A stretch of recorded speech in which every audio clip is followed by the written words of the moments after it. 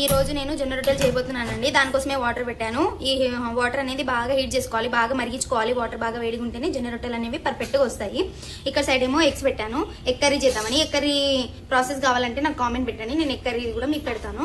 ఇక్కడైతే జొన్న రొట్టెలు చేద్దాం మనం. ఇప్పుడు వాటర్ బాగా కాగబెట్టుకుందాం. అప్పటిలోపు పిండి తీసుకుందాం. ఇదిగోండి పిండిని అయితే తీసుకున్నాను అనమాట. నేను మా ఆయన ఇద్దరమే తింటాం ఇంట్లో. పిల్లలు అయితే చిన్న చిన్న చపాతీలు చేసిస్తే తింటారండి, అందుకని ఇంతే పిండి తీసుకున్నాను. ఇదిగోండి మనకు నీళ్ళు అయితే బాగా మరుగుతున్నాయి కదా. ఇప్పుడు నీళ్ళు దీంట్లో వేసుకొని కలుపుకుందాం. ఇదిగోండి ఇలా వాటర్ వేసేసుకొని పొయ్యి మీద పెనం పెట్టుకున్నామండి. పెనం హీట్ ఉండాలి. పెనం హీట్ అయితేనే మనకి రొట్టెలు అనేది మంచిగా అవుతాయి. పిండి అనేది ఇలా కలుపుకోవాలి. నేనే వీడియో తీసుకుంటున్నా, నేనే చేస్తున్నా కాబట్టి కొంచెం కలపడానికి ఇబ్బంది అవుతుందండి. ఇంట్లో ఎవరు లేరు, అందుకనే ఇలా కలుపుకోవాలి. మనం ఉండ లేకుండా మంచిగా. వాటర్ కూడా ఎక్కువ వేసుకోవద్దండి. వాటర్ ఎక్కువ వేసుకుంటే పిండి మెత్తగా అవుతుంది. పిండి మెత్తగా అవుతే మనకి రొట్టెలు అనేవి మంచిగా రావు.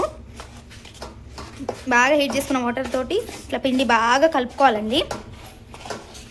ఇదిగోండి ఇలా కలుపుకున్నాక పిండి అనేది ఇట్లా దగ్గర చేసుకోవాలండి. పిండి అనేది చల్లగా పోద్దు. పిండి చల్లగా అయిందనుకోండి మనకి రొట్టెలు అనేవి విరిగిపోతుంటాయి. అట్లా విరగకుండా ఉండాలంటే మనం పిండిని ఇలా పక్కకి ఇలా చేసుకోవాలి. ఇప్పుడు ఈ హీట్ వాటర్లో కొంచెం చల్ల వాటర్ పోసుకొని ఇదే వాటర్ మనం యూజ్ చేసుకోవాలి. ఇదిగోండి ఇలా పక్కకు చేసుకున్న పిండిలో మనకి ఎంత కావాలో అంత పిండి పక్కకు తీసుకొని ఇలా కలుపుకోవాలండి. ఇలా బాగా కలుపుకోవాలి. పిండి ఎంత మేము మంచిగా కలుపుకుంటే మనకు రొట్టెలు అనేవి అంత మంచిగా వస్తాయండి, విరిగిపోవు, మంచిగా ఉంటాయి.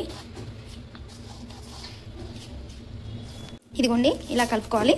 మనకు అవసరమైతే పక్క నుంచి ఇట్లా కొంచెం వాటర్ తీసుకొని ఇలా చల్లుకొని పిండి అనేది ఇలా మంచిగా మెత్తగా ఇలా కలుపుకోవాలండి. గోధుమ రొట్టెలు వేరే ప్రాసెస్ ఉంటుందండి, దీనిది కూడా వేరే ప్రాసెస్ ఉంటుంది. ఈ జొన్న రొట్టెలకి వచ్చేసి మనం వేడి నీళ్ళే వాడాలి, చల్ల నీళ్ళతో చేస్తే రావండి. అదే గోధుమ రొట్టెలకి అయితే మనం చల్ల నీళ్ళతోటి కలుపుకొని చేసుకుంటామండి. ఇప్పుడు రొట్టెలు ఎలా చేయాలో చూద్దాం. ఇదిగోండి ఇలా పిండిని ఇలా తీసుకొని ఇట్లా రౌండ్గా చేసుకొని ఇలా అనేసి ఇట్లా పిండిలో వేసేసుకోవాలండి.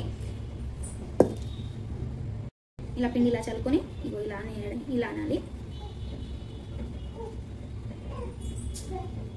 ఇలా అన్న తర్వాత ఇట్లా పిండి వేసుకొని ఇలా చేసుకోవాలండి. ఇదిగోండి మన పిండి సరిపోకపోతే ఇలా వేసుకొని ఇదిగోండి ఇలా చేసిన తర్వాత ఇలా తీసి ఇలా చేతి మీద పెట్టుకొని ఇలా దీని మీద ఇలా పెనం మీద ఇలా వేయాలండి. పెనం మీద ఇలా వేసిన తర్వాత గ్యాస్ ఇట్లా పెద్ద చేసుకొని ఇట్లా వాటర్ చల్లుకోవాలి.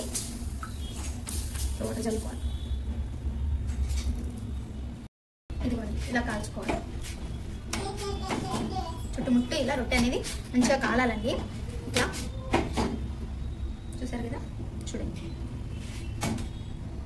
ఇదిగోండి వేడి రొట్టెలు అయితే మనకి అయిపోయినాయి. ఇదిగోండి హెల్త్కి చాలా మంచిదండి జొన్న రొట్టెలు తింటే. అందరూ చాలా మంది అంటారు, ఎవరి ఇంట్లో అయితే ముక్కలేందే ముద్ద దిగదు అంటారు. మా ఇంట్లో అయితే మా ఆయన రొట్టెలేందే ముద్ద దిగదు అంటాడు. రోజు రొట్టెలు అయితే కంపల్సరీ. మా ఇంట్లో ఇద్దరమే కాబట్టి 4-6 రొట్టెలైనా చేస్తాను నేను రోజుకి. రొట్టెలు చాలా మంచివండి. వీలైతే మీరు కూడా చేసుకొని తినండి.